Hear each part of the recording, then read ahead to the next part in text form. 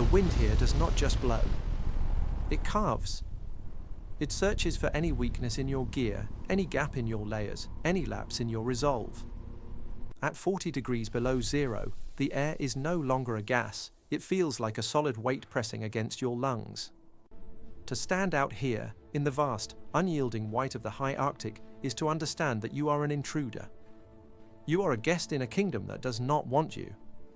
But for those who were born to this frost, the cold is not an enemy.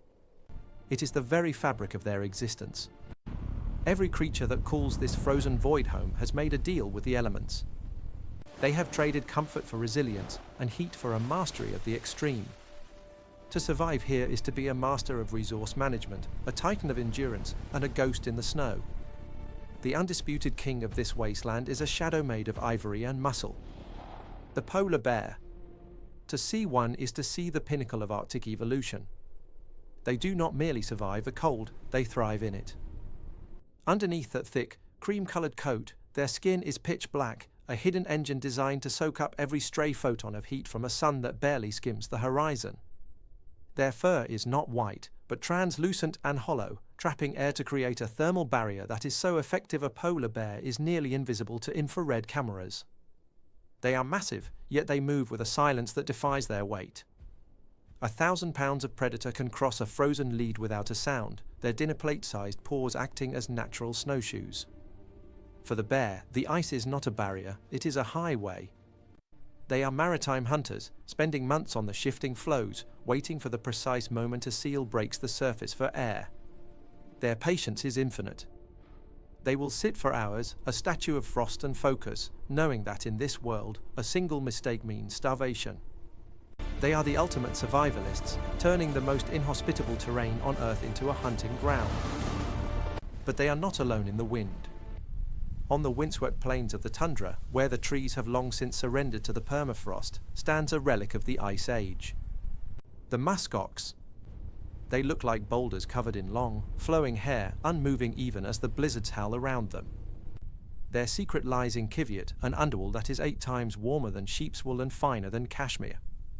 It is perhaps the most effective natural insulator on the planet.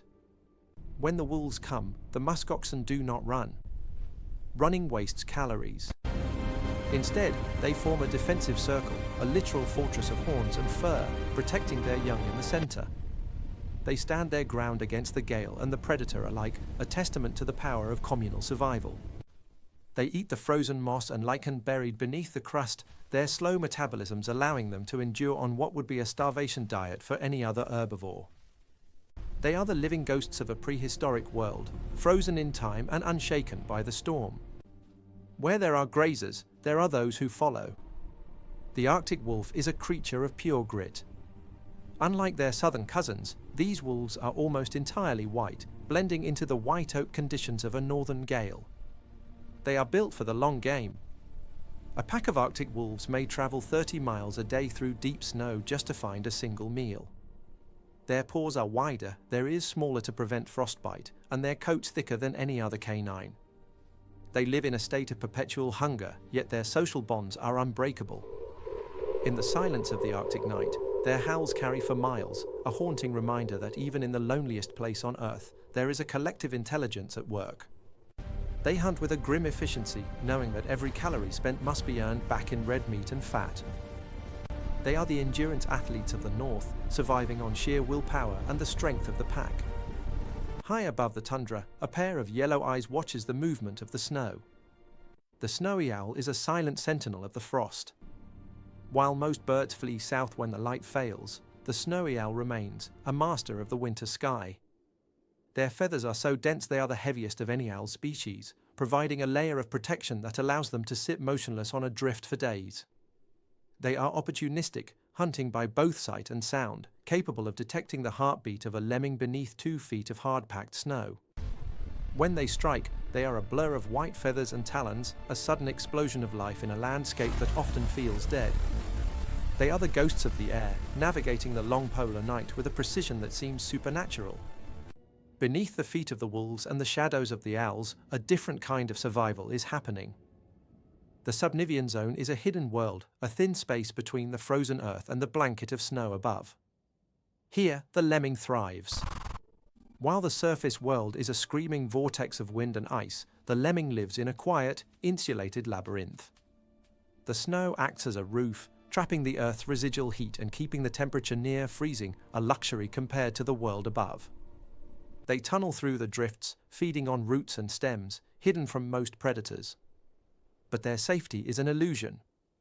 The ermine, a tiny terror with a coat as white as the snow, follows them into the dark. The ermine is the Arctic's most efficient killer, a ribbon of muscle that can squeeze into any burrow. It is a reminder that even in the sanctuary of the snow, the struggle for life is constant and unforgiving. In the mountains and the high ridges, the Arctic hare survives by being a master of camouflage and speed. In the summer, they are brown, matching the rocks. In the winter, they turn a brilliant, blinding white, save for the black tips of their ears. They do not huddle in burrows like other rabbits. They sit in the open, tucked into forms in the snow, relying on their stillness to remain unseen. When flushed, they are a marvel of physics, rising on their hind legs and sprinting across the ice at 40 miles per hour. They are the sprinters of the cold, a flash of white energy against a grey sky. But survival in the extreme cold isn't limited to the land. The Arctic seas are a cauldron of life, protected by a ceiling of ice.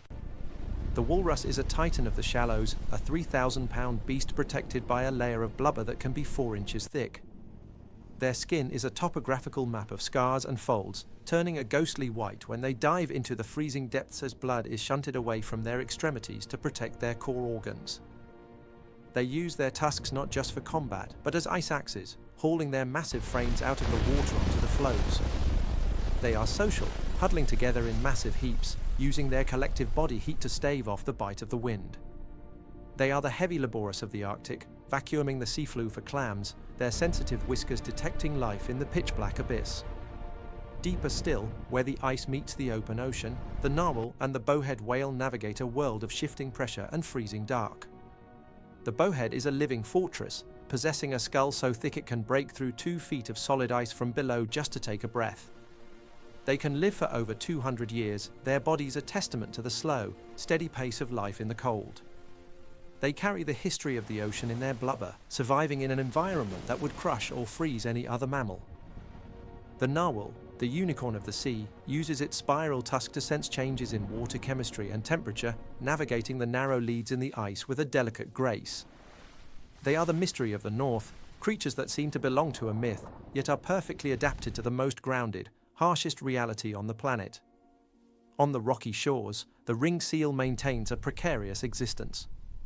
They are the primary fuel source for the entire Arctic food chain, the bridge between the energy of the sea and the predators of the land. To survive, they must be architects. They claw out breathing holes in the ice, keeping them open even as the sea tries to freeze them shut. They build sub-snow layers to birth their pups, hiding them from the keen nose of the polar bear. Their life is one of constant vigilance. Every time they surface for air, they risk everything. They are the silent workers of the ice, their lives a series of calculated risks and hidden maneuvers. Not all survivors are giants. In the interior of Alaska and northern Canada, the wood frog performs a feat that defies the laws of biology. As the temperature drops, the wood frog does not hibernate in the traditional sense. It freezes. 2/3 of its body water turns to solid ice. Its heart stops beating. Its lungs stop breathing. To any observer, it is dead. But the frog has a secret. It floods its cells with glucose, a natural antifreeze that prevents the ice crystals from shredding its internal structures. It spends the winter as a literal stone of ice, buried under the leaf litter. When the spring thaw finally arrives, the frog thaws from the inside out, its heart jump-starting back to life in a miraculous resurrection. It is the ultimate expression of Arctic resilience, the ability to embrace death like cold and walk away from it. The wolverine is perhaps the most respected survivor of the North. It is a creature of pure, unadulterated fury and mechanical efficiency. Smaller than a wolf but more feared, the wolverine is built for the high-altitude, high-latitude struggle. Its fur is unique. It does not hold moisture, meaning it never frosts over from the animal's own breath. It has cramp claws for scaling sheer ice walls and jaws strong enough to crush frozen bone. The wolverine is a scavenger and a hunter, a restless wanderer that can cover 40 miles in a single night over the most rugged terrain imaginable. It does not fear the cold, it owns it. It is the personification of the Arctic spirit, stubborn, fierce, and utterly refusing to yield. Even the birds that stay through the dark months have their strategies. The ptarmigan, a ground-dwelling bird, undergoes a total transformation. Its brown summer feathers are replaced by a thick, white winter plumage that extends all the way down to its toes, creating natural snowshoes. To stay warm at night, the ptarmigan dives headfirst into soft snowdrifts, using the snow as a sleeping bag. By burrowing beneath the surface, they escape the wind chill that would otherwise sap their life force in minutes. They are masters of the microclimate, finding warmth in the very substance that defines the cold. Then there is the raven. The raven is the intelligence of the Arctic. They do not have the thick blubber of a seal or the specialized fur of a muskox, but they have their wits. They are the great opportunists, following wolves and polar bears, waiting for the leftovers of a kill. They have been known to trick predators, leading them to carcasses or distracting them to steal a morsel of fat. In the deep winter, they are often the only sound in the silence, a croak that echoes across the barrens.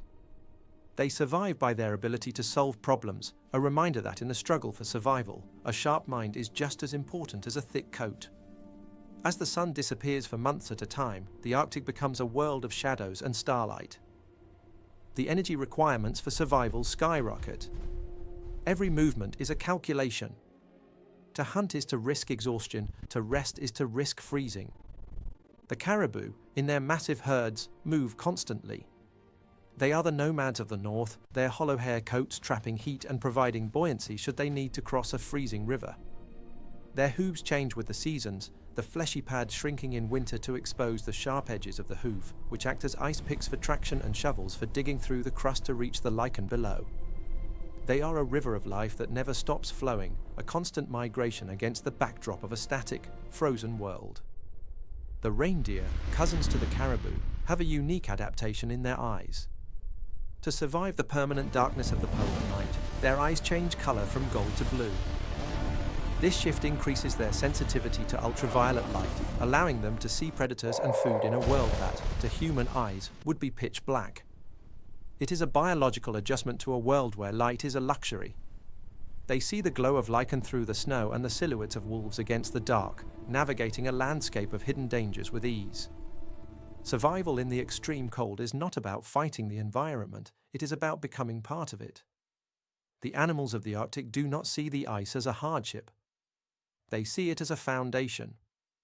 The polar bear needs the ice to hunt. The lemming needs the snow to hide.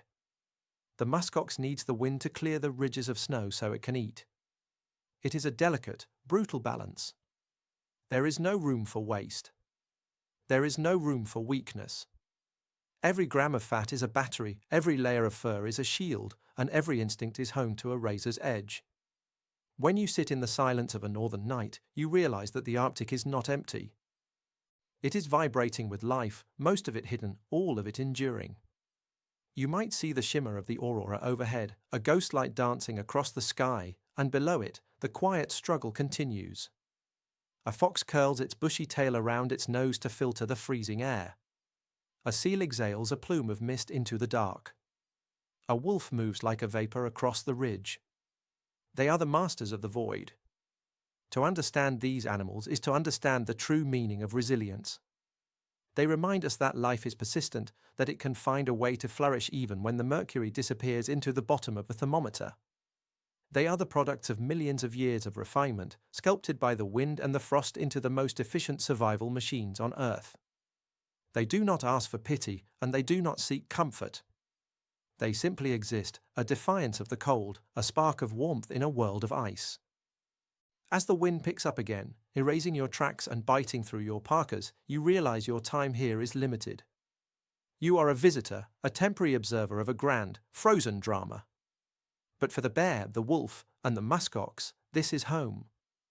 The cold is not something they endure, it is the air they breathe, the ground they walk, and the very essence of their being. They are the guardians of the high latitudes, the living proof that even in the most extreme conditions, life does not just hang on, it reigns supreme. The great white silence is not silent at all. It is a symphony of survival, played out in the beat of a frozen heart and the breath of a hunter in the dark. And as you turn to find your own shelter, you leave them to their kingdom, the masters of the frost, standing tall against the unending white. If you liked this video, please hit the like and subscribe button for more.